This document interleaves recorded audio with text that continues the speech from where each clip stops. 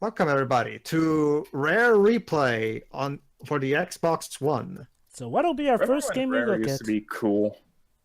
Yeah, I missed that too. But Well, now here's something that ukulele is better than it may turn out to be, because I'm starting to think that Rare themselves may have been a bit hit and miss. Well, that's just the thing. It depends on who you ask, Jova. I personally love Banjo-Tooie and Duke Nukem 64, but again, your mileage varies. Well, that's the thing, though. It's like, I mean, even outside those games, though, they don't have that much. Hold on, guys. Name. Great Whoa. song here. Now, ladies and gentlemen, okay, by this Robin opening Beeland. is interesting.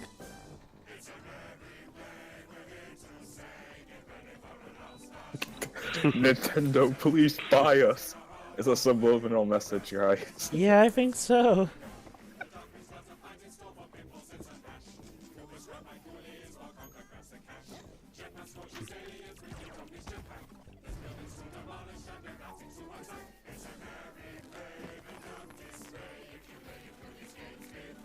What the fuck? I love this intro. It just is old school Rare. Well, it helps that the Robin Beeland, has been at Rare for years is doing it. Robin Beeland, yes.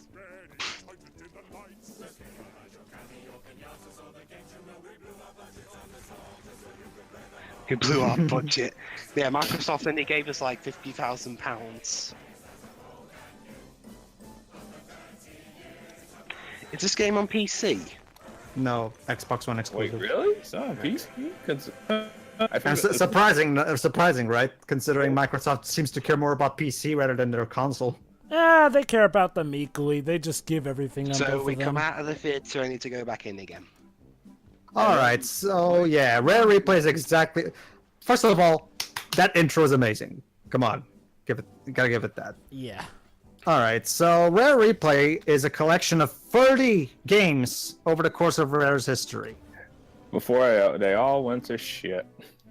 Well, actually, even I would argue they started going to shit with Grabbed by the Ghoulies. So honestly, there's already plenty of shit. They peaked in that. Not to mention not to mention Deji. Even before they made Donkey Kong Country, they made Snake Rattle and Roll.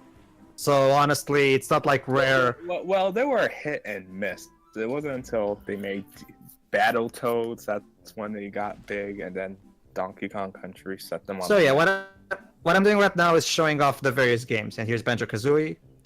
So when are we which gonna I will be doing eventually. In chronological order, I guess. So. Yes, order of release, rather. Conker's Bad Fur Day. In fact, this is, right now, the only official way to play Conker's Bad Fur Day, aside from digging up a Nintendo 64. What about Live and Reloaded? It sucks. It sucks. It's censored, let's just say there's a good reason why they didn't put the Live and Reloaded in this collection. And here's Nuts and Bolts, but you don't need to worry about that. Wait, go back. Was Nuts and Bolts seriously our last game? Yeah. No, not their last game. As it was after Banjo Nuts and Bolts, they made Kinect Sports. Before they became the Kinect machine, that was really their last thing. Well, Yeah. That is sad. It's Yeah. that's a good thing they didn't include Kinect Sports in this. I'll check their thing. So yeah, this is the very first game, Jetpac, released in 1983. It's an arcade shooter. Basically, you play as a... Oh, go ahead, are you familiar with this game? Because you have to play it in Donkey Kong 64. I think the game is fine. I mean, No. not to mention, getting the Rareware coin in that minigame is easy, honestly. So I don't really see what's so bad. I couldn't do it. Well, I think that was like one of the last things I needed to collect in order to beat the game. yeah. Basically, I'll bring it up when I record Donkey Kong 64. But this game is actually included in Donkey Kong 64, and even the Wii U release. Wait, is this mandatory? Yes, it is. In Donkey Kong 64, it is. Yeah. Yes. Oh yeah, so that's why So, we never beat it. so you're doing the NES games to start off with? No, actually, this is not an NES game, though. This is an Atari game. Sorry, an arcade game. This is not okay. free. PC, technically PC. Be right back. Okay, that's so also, yeah. Jetpac. So yeah, the goal of Jetpac is that you have to piece back your ship together, and then you have to put in as much fuel until the ship becomes totally pink, and then you can move on to the next level. It's an arcade game, and it loops on infinitely. Basically, it's much like in typical arcade machine. It's about trying to survive as much as you can. So wait, there's no ending? No, there's no. Well, remember that it's a 1983 arcade game.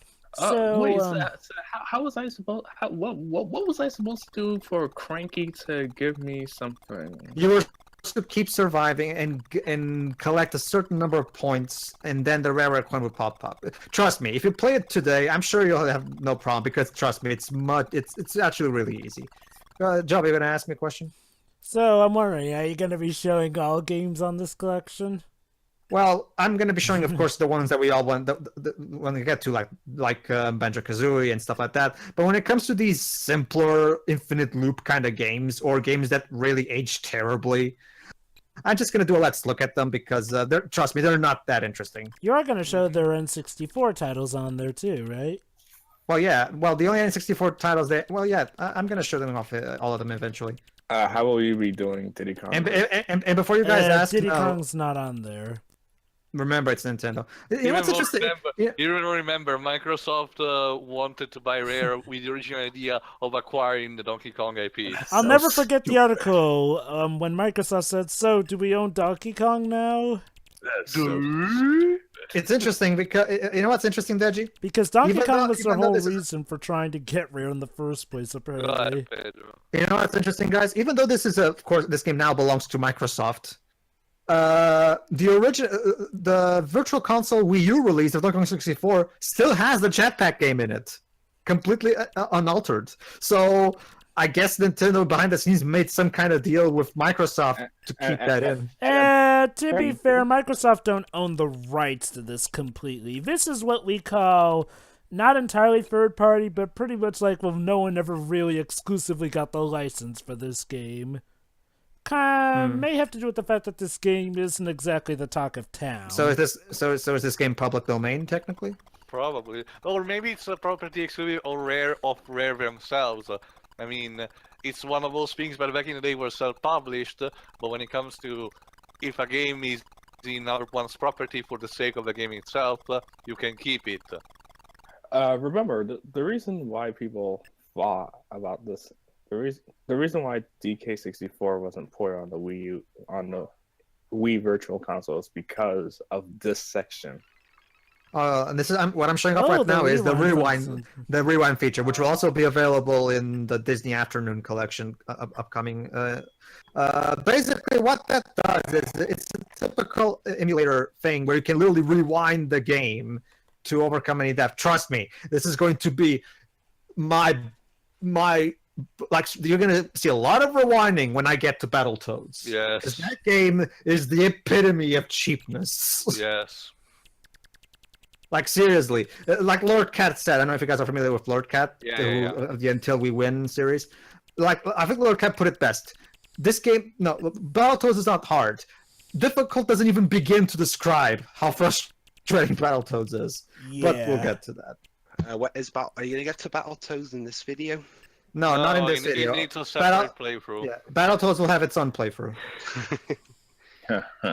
Fortunately, like I showed earlier, this collection has a rewind feature that allows me to rewind the game, so that will be incredibly useful for me. That just makes me miss. Okay, hold on. Let me mention something. Unlike most video game collections of old games, look at the presentation of this game. There's nothing but love and care in this presentation. The way they present, like, with the various screens, the animations you see here. It looks great. You can. I guess the only thing I could ask for more is I wish that they had remastered the Conker's Bad Fur Day game within here. Like, they have. Well, you wanted an actual remaster instead of an emulation. Microsoft themselves hosted a pretty good-looking remaster. The problem is that remaster has censors in it. You mean Live and Reloaded? Well, yeah. They could have done stuff like Banjo, where they just tweaked the stuff that was not present in the N64 version, like the ice key and the stop and swap options. Yeah, Anyway, I'm this kind of is surprised Lunar that they didn't. Eh. So yeah, these are the cheats you can activate: rewind, infinite time, and infinite lives for this game specifically. So these are sequel to Jetpac technically? Yes, it's called Lunar Jetman. Basically, what I have to do is I'm There not even you kidding, go. guys. I have no idea what the fuck is up with this game. You have fuel, you have time. I guess you're supposed to get I around. think you're supposed to get off the planet before it blows up. See, the thing is, there's no manual included. This is an arcade game after all, and there's not. There's the I can check what the controls are, but there's no real instructions on how the game works and what's the goal. And if you, Oh, so go ahead. I kind of just have to guess what the fuck is even going on, and for the life of me, I can figure out what the hell is up with And this for game. some reason, explosions leave craters on the field. That's actually a nice touch, actually. For a game this old, that's actually pretty rare. Yeah. He said it. I said it. Ha ha ha. It's rare that you make puns around me. Okay. Too obvious. So, Anyway, so yeah, as you can probably tell, this game. Okay, you gotta give. Okay, Deji, give Jetpac some credit. At least that game was self-explanatory. This game, I have no idea what the fuck.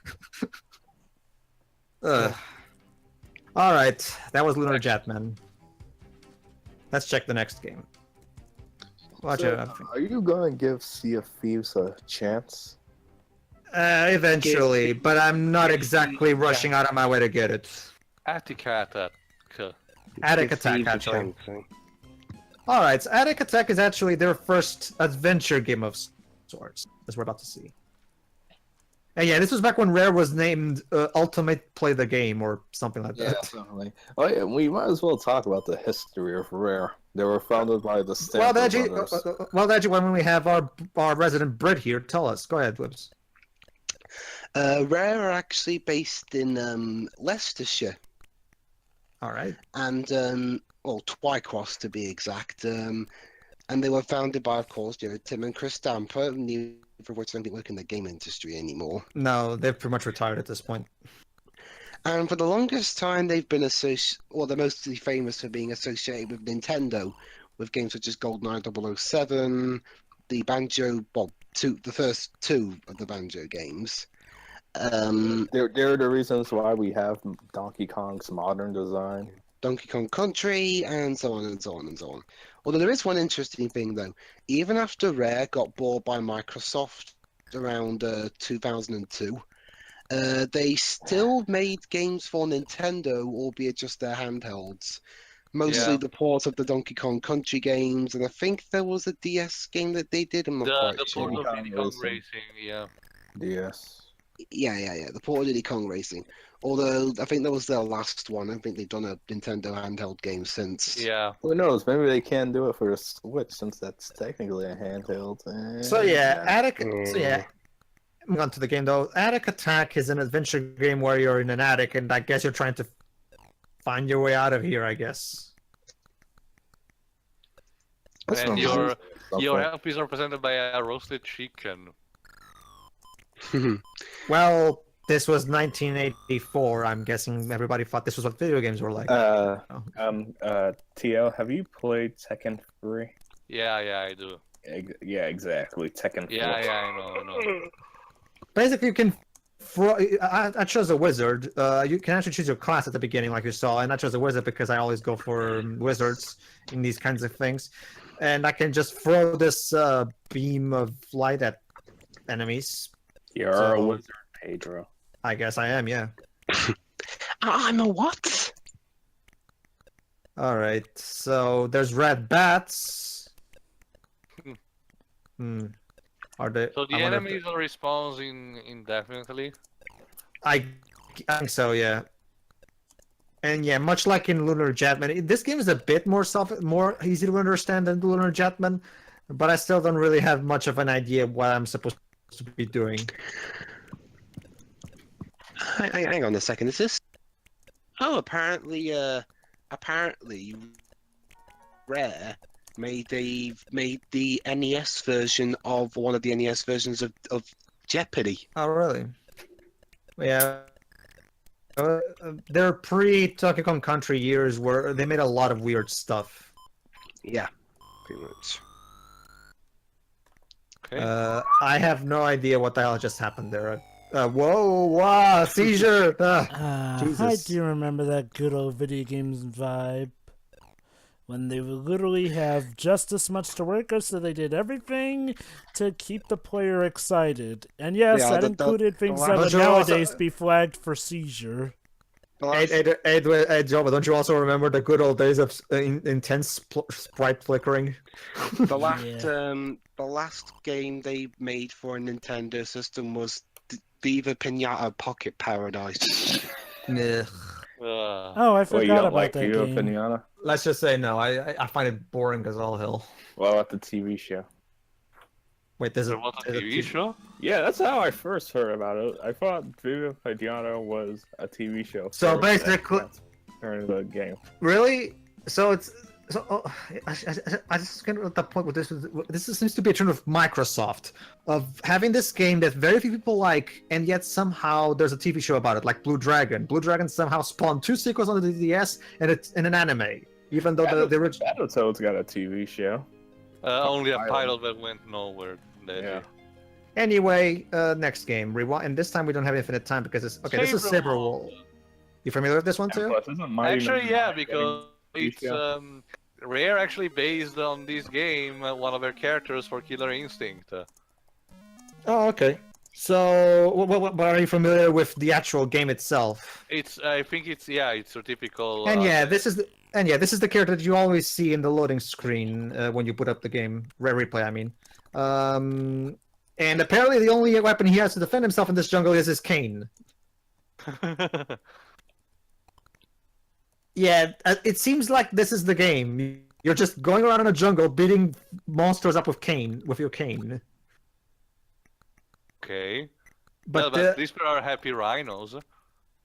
I guess. Look how happy it is.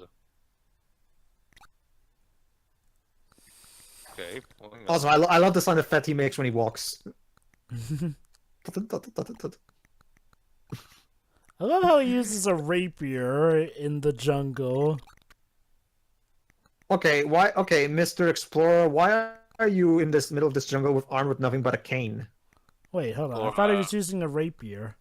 Is this where Pavel was before he made it into Probably. Terror? Yeah, like But seriously, yeah, he's bro, using a sword. Actually, no, Joe. It looks really like just a stick. Well, the thing he picks up, though, that's definitely shaped like a sword. No, why come with your stick right there? What I want to know is what Okay. the heck is Does he popping even have an weapons? health bar? It doesn't seem like. Well, remember, Teo. I'm using the infinite lives cheat. Every time I touch something, I die. But since I have infinite lives, I can just keep going. Why am I being reminded of Project Dreams right now? Project Dreams? Well, shit. What? What was you like know, that, Deji? It's that RPG that Rare wanted to make on it SNES. And Oh, the one that turned the van into Banjo, right? yeah, The one about the pirate guy. yeah. Ah. You people at your phones. So yeah, beats with a stick. Well, but now that I think about it, now that Deji mentioned, Sea of Thieves sure may this actually game was- be... Yeah, I'm sure this Uh, game was fun for the time, but as you can probably tell, it aged like crap. The lack of music doesn't help. You're gonna say something too, or No, now that I think about it, Deji mentioned, maybe Sea of Thieves is actually the realization that Rare wanted always to do with Project Dreams, that pirate game they always wanted to do.